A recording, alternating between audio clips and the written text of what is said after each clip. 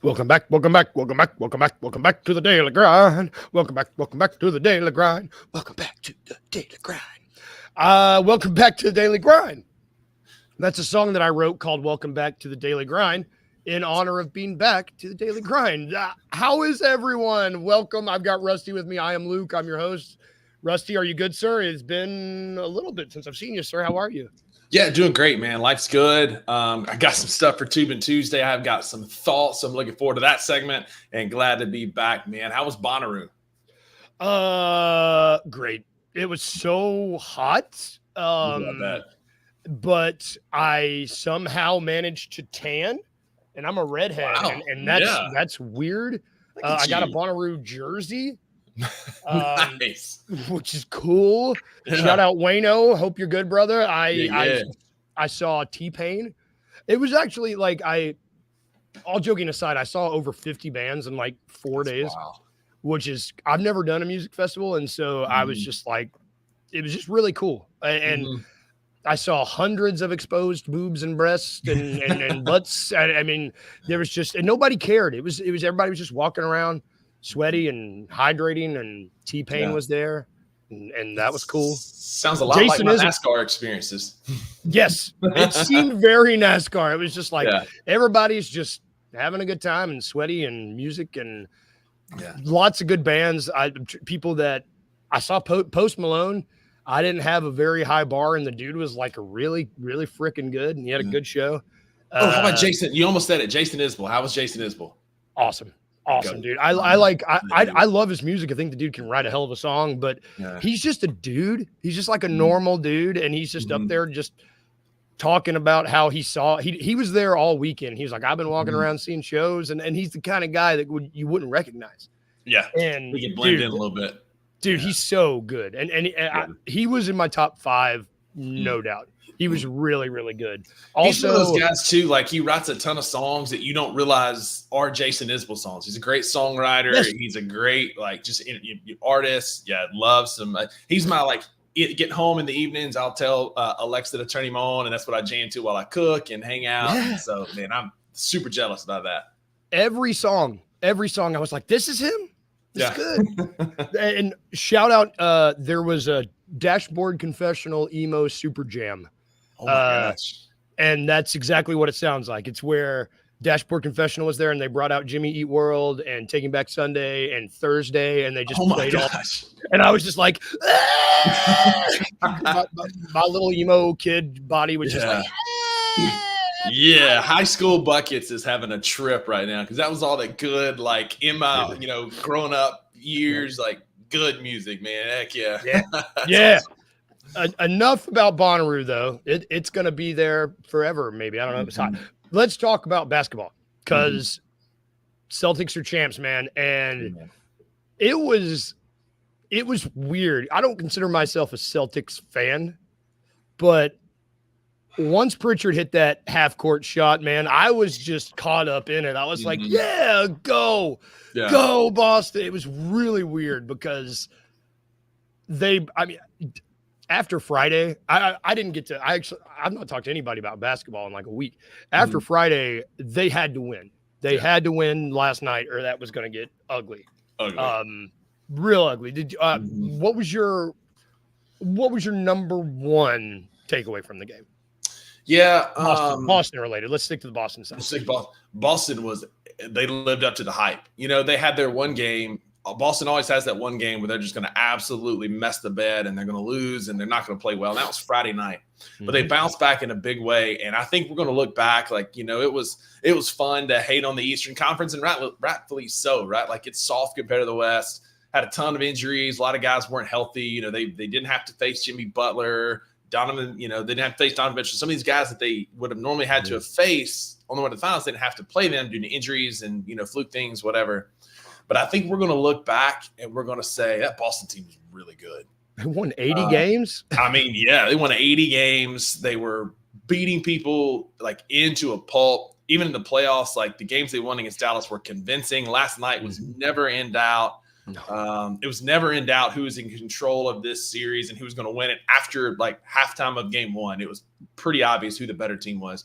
I think for me, like the biggest takeaway is, you know what? I slept on Boston. That's my bad in the playoffs.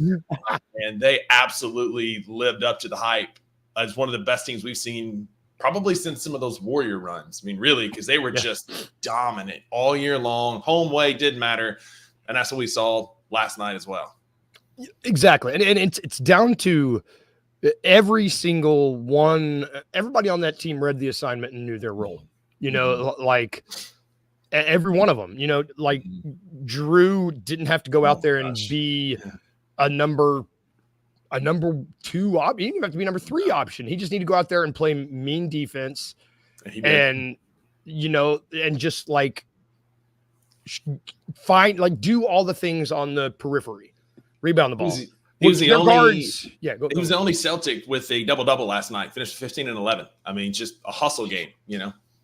It just really showed, like you said, like I saw a thing about him on Twitter. It's like, you know, he's going to get a lot of hype at the end of his career because he's just one of those Tony Allen type guys, right? He's not a Hall of Famer because he's a bucket getter, but he does those things that nobody else wants to do. He's that glue guy and just he's that hustle guy that's going to get you those defensive stops, rebounds, and do the things that your superstars don't want to do that you need to do in order to win a championship. Yeah, well, and I hope I'm probably messing the stat up. I think they had on the broadcast last night that he's got the highest winning percentage of any player in the NBA right now. That's wow.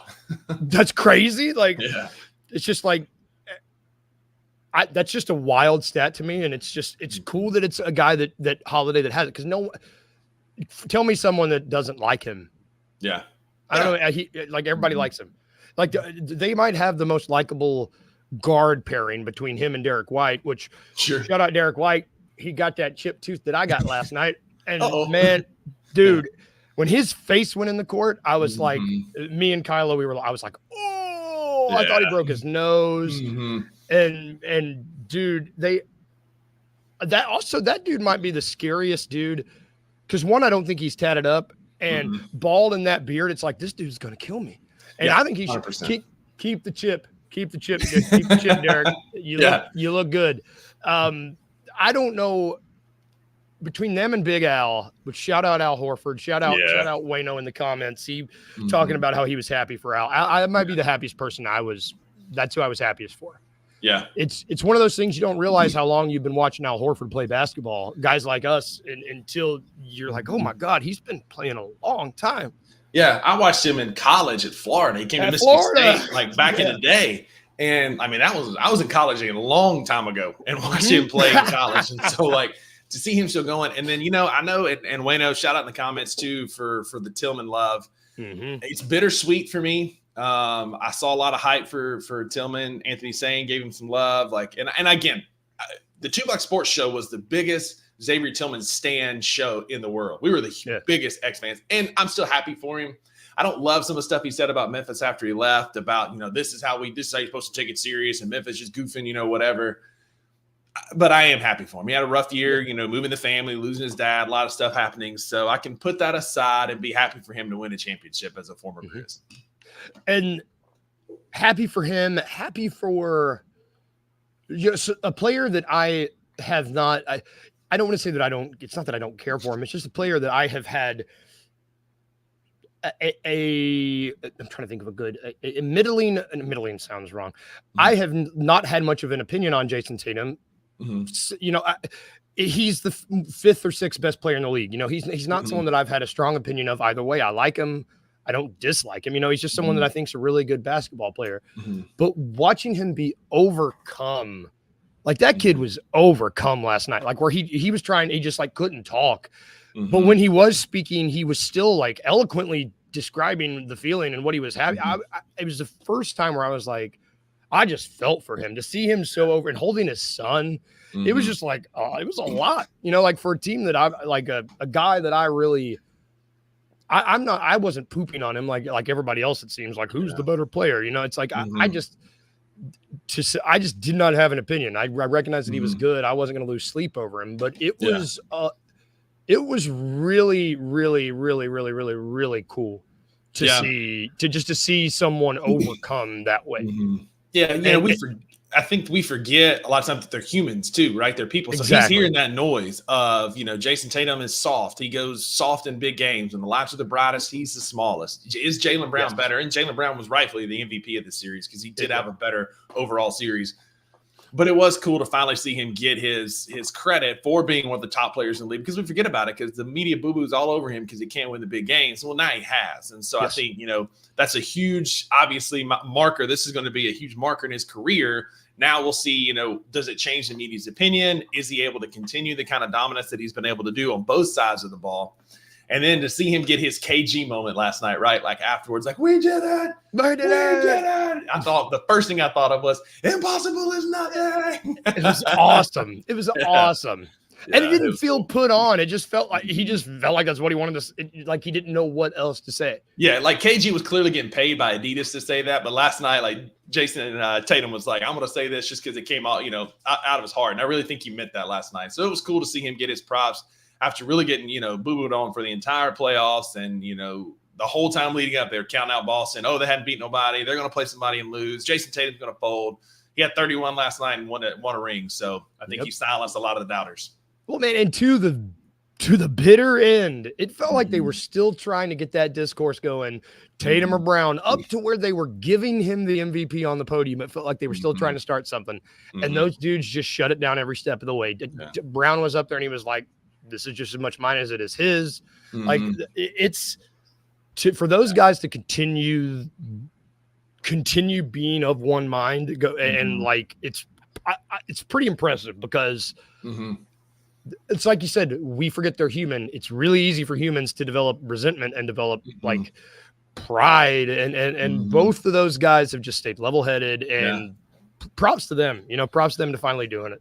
Yeah, because like we're not all that far removed from like talk of blowing them up, and is Jaylen Brown out the door? Are they going to move Jason Tatum? Are they going to be able to keep both of them because they're both going to be super max players, and they're both going to command a ton of money and touches and roster spots? And I mean, towards the end of last year in the offseason, there was some decent buzz about, is Jaylen Brown on his way out of Boston? And so to see them stick around and figure it out and be a very formidable duo in the playoffs. Again, I think that will remove ourselves from this. And yes, you'll remember that there was those injuries, but I think we're going to look back and be like, damn, that Boston team was good. Boston team was good.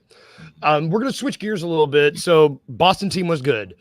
Dallas, they were a good team. They were not a good team last night. And I don't know, Luka has had no help on the road the entire, none.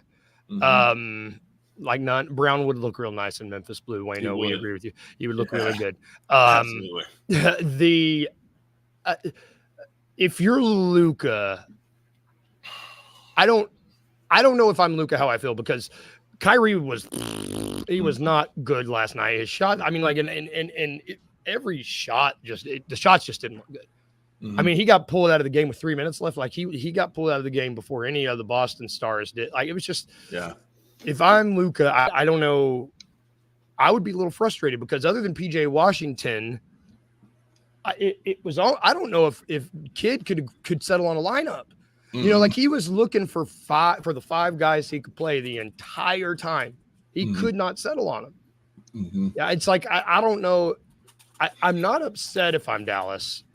And it's like, I still think you can still hang your hat on a good season because you made the you beat OKC, you beat the Timberwolves, who are good teams. Those aren't slouch teams. Those are good teams. It's like you still beat them. Yeah. And Luka looked tired too. That dude was banged up, man. It's like, I just don't know. It's tough to be super, super critical and negative of the Dallas as a whole. But what do you, if you're Dallas, what are you talking about this morning? Yeah, hot take, maybe controversial. I don't know. I'm talking about, hey, we just need time. We're young outside of Kyrie. I don't know that Kyrie is the piece. I was soured on it last year when the trade happened. He showed this year that they can make it work, but then he disappeared. He got tired, I think. Kyrie is 36, 37. I mean, he's, 35. He's older. I think he got tired. I think you need another young scoring piece around Luka. But if I'm Dallas, like, I tell you this, don't pull a Phoenix and blow this thing up and screw it up by bringing in a KD or something like that. You're one small piece away. It doesn't have to be an earth-shattering move where you go get Dallas or get LeBron to come to Dallas so you can get Bronny, or you don't go get KD, or you don't go get like a huge, splash. You kick it. Maybe you kick the tires on Mikal Bridges just because everybody does, but you're one like decent piece away from being a team. You made the NBA Finals with a brand new team. You got Gafford and PJ Washington at the trade deadline this year. Derek Lively was not on your team last year. He's a rookie. These cats are going to take an off season to get together. They're going to gel, and Dallas is not going anywhere. If I'm Dallas, I'm bummed. Like, you know what? We kind of ran out of gas. We couldn't make it work in the finals. There's that sting of losing. But there's also a silver lining to this. Like, hey, we made the NBA Finals with a team that just kind of got put together a couple of months ago and some young pieces. Like, we're not that far off. So don't go pull a Phoenix and, again, Mikal Bridges because everybody else does. But after that, like, don't go after KD, some of these other guys. Find like a mid-level scorer or somebody's what they need to complement Luka. I don't know. Maybe like you let Kyrie move him and you go get like a Tyus Jones that can facilitate and take the ball out of Luka's hands a little bit and let him then play off the ball.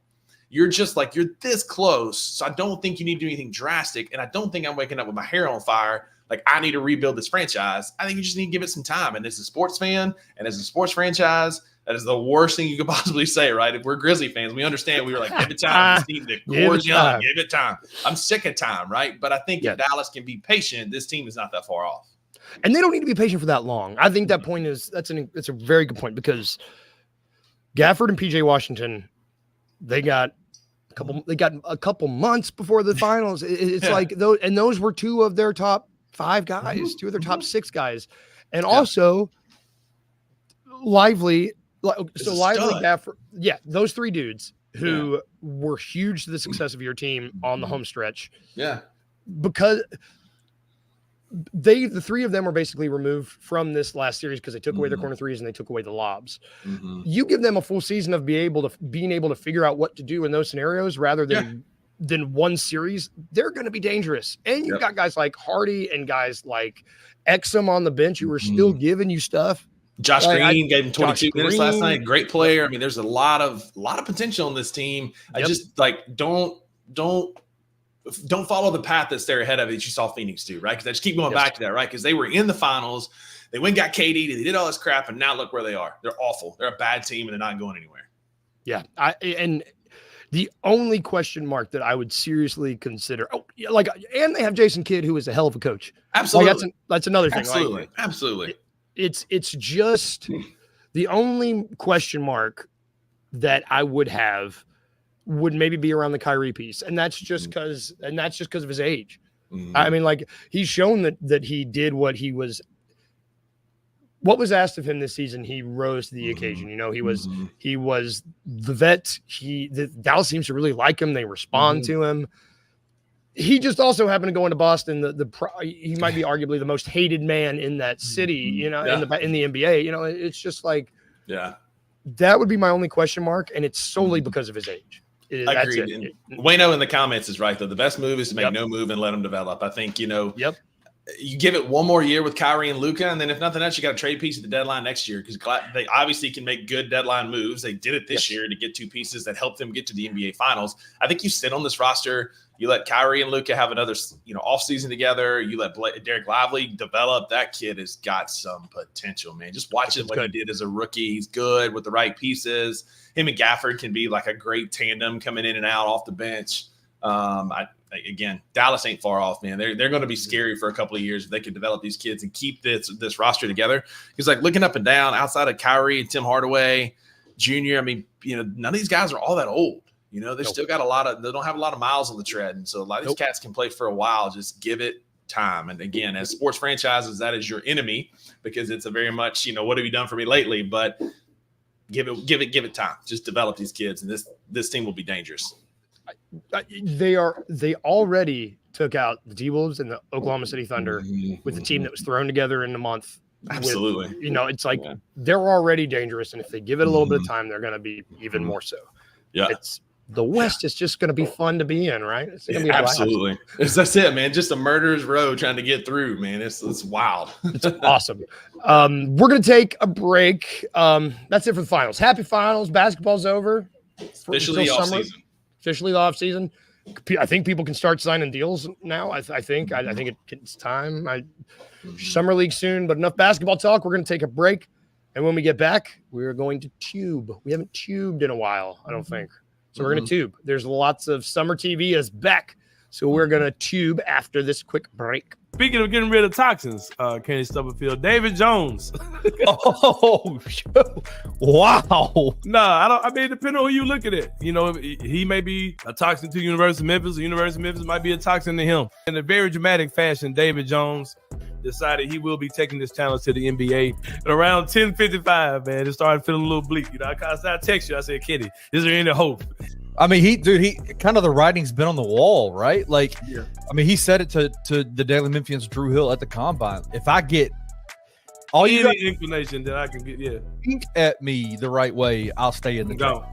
You only have a very short window of time. I think that window is very small. I think you can get caught up in just becoming an amateur basketball player, and you can lose that window of opportunity. Tune in to The Anthony Sane Show, Wednesdays and Fridays at 12 p.m. weekly on the Bluff City Media YouTube channel.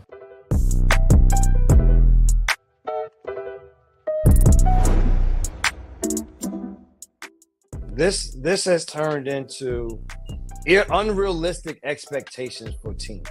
Not every team is ready to win a championship. There are steps you got to take to put yourself in position to win it. And I thought that what they had done in Cleveland had become a team that was muddled in nothing. And JB, I thought they created a little bit of a culture.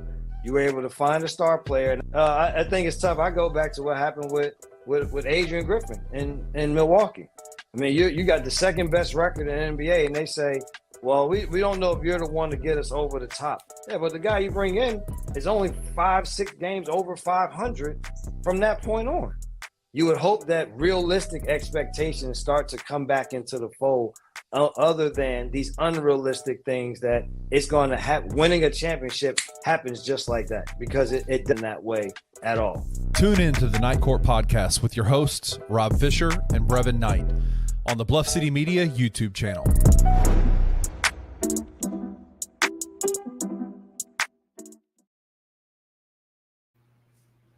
Welcome back to the Daily Grind. I'm your host, Luke. This is my good friend, Rusty Musty Buckets. That sounded fun saying it like that. Sounded like a game. Yeah. Rusty Musty Buckets. You can catch that show, Night Court. You can catch the Anthony Sane Show. You can catch the 2 Buck Sports Show later this evening. You can catch the Grizz 901 at 901. Got that whole mess of shows over at BluffCityMedia.co. Leave the M off. Trust me. Internet's a dangerous place. Don't add that in. I don't know what that means. I'm assuming you're fine if you add the. I don't want to scare anybody. But back to our show. It is Tuesday, and if you are joining us for the first time, on Tuesdays we tube. We talk about what we're watching on TV. As you can see by the little guy, I pointed the wrong way. This guy, he's the little stats monster. He's watching TV. He's tubing. Doesn't have to be sports related. Mine is not sports related. Probably won't be sports related for a minute unless the Cubs go on like a 48-game win streak. Which is not happening. Not happening. If you watch the same Cubs I have, it's not happening. No. For some reason, I didn't have good service down at Bonnaroo, but my phone still found ways to let me know how the Cubs were doing. I was like, make sure you were miserable. Yeah. I was like, stop. I wasn't getting anything else, but it was like, Cubs lose. I was like, thanks. Done a lot of that lately. But I think we might be tubing the same thing. I think last time we were tubing, I started Game of Thrones over with Kyla because I forgot that House of Dragon premiered this past weekend, and I didn't know. Yeah. And I didn't finish the first season because I'm an old head, and I was like, they jumping timelines, making me hard to see. But I'm trying to get back into it, and so we started season 2 of our rewatch, and man, show slaps. Forgot how good it was. It just slaps. It's good. I'm very upset. Why? Are you watching it too? Did you just finish it? I just finished season 3. I just saw the first time. I'm very upset. I watched it with Maggie last night, and like for a solid like 2 minutes afterwards, I'm just sitting on the couch like this, like hands on the head, just like, how do you even process what just happened? Like, I've learned that in Game of Thrones, if you're a good guy with morals and values and you're heading in the right direction, your lifespan is very, very short, right? Yep. Like Eddard Stark doing the right thing, head chopped off, Rob Stark doing the right thing, filled full of arrows. Caitlin Tully, God bless her, like watching all this go down, the queen losing her bet. Like, it was just, what a scene. Like, dude, fantastic episode. Just so much drama, so well done, so well like plotted out. But I'm madder than hell about it because it's just like so much happened in that last like 3 minutes of the episode. And I'm just like, I'm sitting there, mouth covered, hands on my face, you know, like the patented buckets on the $2 Sports Show, rubbing my eyes, like what just happened? Phenomenal show. I can't believe I'm late to the party. I feel bad for being that guy for so long. It's like, I'm not watching Game of Thrones because everybody's watching Game of Thrones, being old fuddy-dud and like curmudgeon, or as Uncle Buck would say. But I mean, my God, what an episode, man. What an episode. Man, it's really, I read the books like way back in the day. And when I've never physically thrown a book before. I think I can count on 2 fingers. When that happens in the book, I threw my paperback across the room because it just really is the definite. They should just remake The Blind Side, the movie, and just show that scene because it's the ultimate definition of a blind side. And it's like you said, if you're good, like I take solace in knowing I wouldn't make it a day in this world on account of my morals or my bad eyes or my tummy. I know I would be toast. I would be, or I would just be like, send me to the wall. Send me to the wall. I can handle cold. Yeah. I can handle cold. Yeah. Like, and that's the thing, like there. The character developments and arcs of these different guys, from Theon Greyjoy to the Hound to like Jamie, Jamie Lannister. I know, like there's so many, like they're so complex, right? Cause like, you hate the Hound because he's evil and he's killing folks, and now all of a sudden he's like Arya Stark's like bodyguard. Then you've got like Theon Greyjoy, who's like a Stark, and he's helping them, and now like he's been strapped to an X and had some disfigurement happen in a previous episode. Like the character arc is just so wild for these people, and like I guess Uncle Buck told me, Maggie told me, like just hold judgment over people, right? Because you watch them, and like one episode you like them, next one you don't. You don't like him, you like him in the next one. Like the development is unbelievable. If you would have told me in season 1 that, hey man, you're gonna root for this dude who's doing his sister and pushing kids out a window, I'd have been like, what? The handsome one? Yeah, but he got paired with Brienne of Tarth, who's a badass. We love her, like awesome character. I'd climb her like a tree. Sorry, I would. You'd need a ladder. I would. I'm a tall guy, and I'd be like, I would do it. Yeah, man, just a badass, just awesome, character. It just, again, man, like I can't believe I'm so late to the party. And I know, we've got all this great summer TV coming out with House of Dragons and all that stuff, but like, I'm late to the party, but better late than never. Game of Thrones slaps, as you said. I would sit here and tell you it gets better for your soul, but. That's what, like, after the prolonged like moment of silence for what was the Stark family, Maggie goes, Snow, we got a lot of miles left. I'm like, don't tell me that. It gets much worse. It gets much worse. I was like, I'm going home. Don't tell me that. It's literally, it's almost like Stockholm syndrome. You're like, why is it so good? It treats me so badly. That's it. It hurts my heart, but it's so good.